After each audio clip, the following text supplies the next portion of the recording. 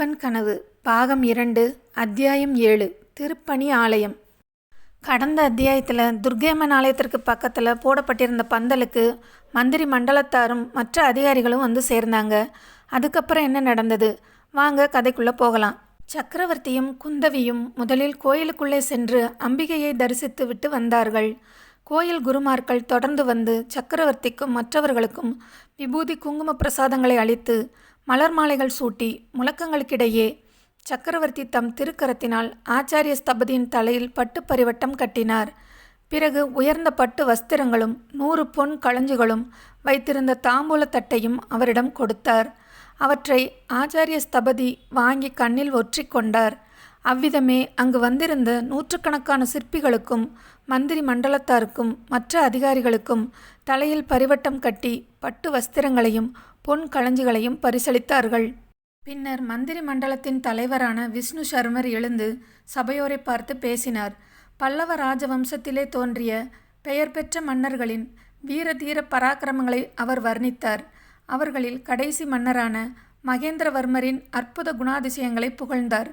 அவருடைய அருந்தவ புதல்வரான மாமல்ல சக்கரவர்த்தி பட்டத்துக்கு வந்த பிறகு பல்லவ சாம்ராஜ்யத்தின் புகழ் கடல்களுக்கு அப்பாலும் பரவி இருக்கிறதென்றும், அதற்கு உதாரணமாக இந்த சபையிலே ஒரு சம்பவம் நடக்கப் போகிறதென்றும், செண்பகத்தீவிலிருந்து வந்திருக்கும் பிரதிநிதிகள் தங்களுடைய தீவை பல்லவ சாம்ராஜ்யத்தில் சேர்த்து கொண்டு பரிபாலிக்கும்படி சக்கரவர்த்தியை வேண்டிக் கொள்ளப் போகிறார் என்றும் விஷ்ணு சர்மர் தெரிவித்தபோது சபையோர் தங்களுடைய குதூகலத்தை பலவித கோஷங்களினால் வெளிப்படுத்தினர்.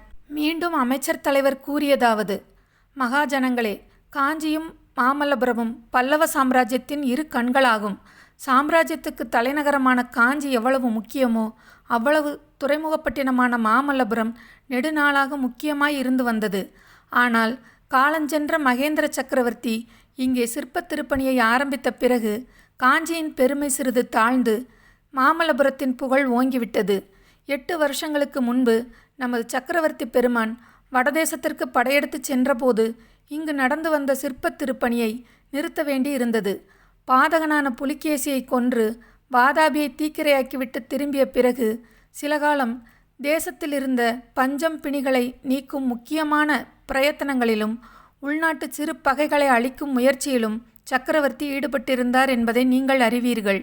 பராசக்தியின் அருளினாலும் பல்லவ குலத்தின் பரம்பரையான தர்ம பலத்தினாலும் சக்கரவர்த்தி ஈடுபட்டிருந்த அந்த காரியங்கள் எல்லாம் இனிது நிறைவேறிவிட்டன. சக்கரவர்த்தியின் திருப்பெயரை பூண்ட இந்த பட்டினத்திலே சிற்ப திருப்பணிகள் இன்று மறுபடியும் ஆரம்பமாகின்றன. இனிமேல் சக்கரவர்த்தியும் இந்த நகருக்கு அடிக்கடி விஜயம் செய்து திருப்பணி வேலைகளை மேற்பார்வை செய்வதாக கிருபை கூர்ந்து வாக்களித்திருக்கிறார் என்றார்.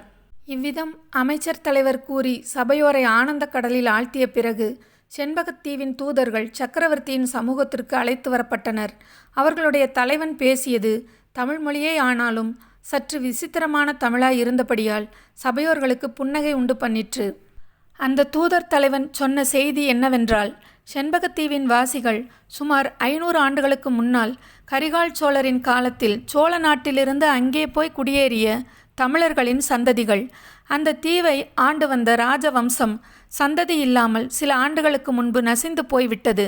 ஆகவே செண்பகத்தீவு தற்சமயம் ராஜா இல்லாத ராஜ்யமாய் இருந்து வருகிறது. இதை அறிந்ததும் பக்கத்து தேசங்களிலுள்ள மக்கள், முக்கியமாக தட்டைமுக்கு சாதியினர் அடிக்கடி செண்பகத்தீவில் வந்திறங்கி கொள்ளையிட்டும் இன்னும் பலவித உபத்திரங்களையும் விளைவித்தும் செல்கின்றனர். இதையெல்லாம் உத்தேசித்து செண்பகத்தீவின் ஜனங்கள் மகாசபை கூட்டி ஏகமனதாக ஒரு முடிவுக்கு வந்தார்கள். அதாவது தற்சமயம் தாய்நாட்டிலே பிரசித்தி சக்கரவர்த்தியாய் விளங்கும் நரசிம்ம பல்லவேந்திரருக்கு தூதனுப்பி செண்பகத்தீவை பல்லவ சாம்ராஜ்யத்தில் சேர்த்து கொண்டு சக்கரவர்த்தியின் சார்பாக தீவை ஆட்சி புரிவதற்கு ராஜவம்சத்தைச் சேர்ந்த வீர புருஷர் ஒருவரை அனுப்பும்படி கேட்டுக்கொள்கிறோம் என்பதாகும். சக்கரவர்த்தி தூதர்களின் பிரார்த்தனைக்கு உடனே மறுமொழி சொல்லவில்லை. சில நாள் யோசித்தே முடிவு செய்ய வேண்டுமென்றும், அதுவரை அந்த தூதர்கள் பல்லவ சாம்ராஜ்யத்தில் உள்ள காஞ்சி முதலிய நகரங்களை பார்த்து கொண்டிருக்கலாம் என்றும், 1 வாரத்திற்குள் அவர்களுக்கு மறுமொழி சொல்லக்கூடும் என்றும் தெரிவித்தார். இதன் பின்னர் நரசிம்மவர்மரும் குந்தவி தேவியும் மந்திரிகளும் ஸ்தபதிகளும் பின்தொடர்ந்து வர துர்காதேவியின் கோயிலுக்கு மறுபடியும் வந்தனர். அந்த கோயிலின் வெளி மண்டபத்தில் இருபுறத்து சுவர்களும் வெறுமையாக இருந்தன. சக்கரவர்த்தி ஒரு பக்கத்து சுவரின் அருகில் வந்து குந்தவி தேவியின் கையில் இருந்த காவி கட்டியை வாங்கி அந்த சுவரில் சீக்கிரம் வரையத் தொடங்கினார். அருகில் இருந்தவர்கள் கண்கொட்டாமல் பார்த்து கொண்டு நிற்கும்போதே வெகு சீக்கிரத்தில் சிம்ம வாகனத்தின் மீது போர்க்கோலத்துடன் வீற்றிருக்கும் துர்க்கை தேவியின் திருவுருவம் அந்த சுவரில் தோன்றியது. குந்தவி தேவி பயம் தொனிந்த குரலில், அப்பா, தேவியின் உக்கிரம் தாங்க முடியவில்லை. யாருடன் அம்பிகை சண்டையிடுகிறாளோ அந்த அசுரனுடைய உருவத்தையும் எழுதிவிடுங்கள் என்றாள். உடனே சக்கரவர்த்தி தேவிக்கு எதிரே கையில் கதாயுதம் தரித்த மகிஷாசுரனுடைய உருவத்தையும் எழுதினார். இப்போதுதான் பயமின்றி பார்க்க முடிகிறது என்றாள் குந்தவி. பிறகு சக்கரவர்த்தி அங்கே அருகில் நின்ற ஆச்சாரிய ஸ்தபதியை பார்த்து, ஸ்தபதியாரே, இந்த விஜயதசமி தினத்தில்தான் அம்பிகை மகிஷாசுரனை வதம் செய்தாள். நமது திருப்பணியை அந்த திருக்காட்சியுடனே ஆரம்பித்து வைக்கலாம் அல்லவா என்றார். ஆச்சாரிய ஸ்தபதியும் வணக்கத்துடன் ஆமோதித்து தம் கையில் இருந்த கல்லுளியை சக்கரவர்த்தியின்பால் நீட்ட, சக்கரவர்த்தி அதை வாங்கி கொண்டு தாம் எழுதிய சித்திரத்தின் மேல் கல்லுளியால் சில முறை பொழிந்தார். பிறகு கல்லுளியை ஸ்தபதியிடம் கொடுத்தார். ஸ்தபதியார் அதை பயபக்தியுடன் பெற்றுக்கொண்டு அம்பிகைக்கும் சக்கரவர்த்திக்கும் வணக்கம் செலுத்திவிட்டு சிற்ப வேலையை ஆரம்பித்தார். அன்று முதற்கொண்டு பல வருஷ காலம் மாமல்லபுரத்தில் ஆயிரக்கணக்கான கல்லுளிகளின் சத்தம் இடைவிடாமல் கேட்டுக்கொண்டிருந்தது. கல்லுளிகளின் சத்தத்தோட இந்த அத்தியாயம் முடியுதுங்க. அடுத்து வர்ற அத்தியாயத்தில் சக்கரவர்த்தியின் மகள் குந்தவியும் சோழ மண்டலத்து இளவரசன் விக்கிரமனும் சந்திக்கிற முக்கியமான காட்சி வரப்போகுதுங்க. தொடர்ந்து கதையுடன் பயணிப்போம். என்னுடைய குறிப்பு பலகை சேனலை சப்ஸ்கிரைப் பண்ணி சப்போர்ட் பண்ண தமிழ் உள்ளங்கள் எல்லோருக்கும் ரொம்ப நன்றிங்க. நன்றி.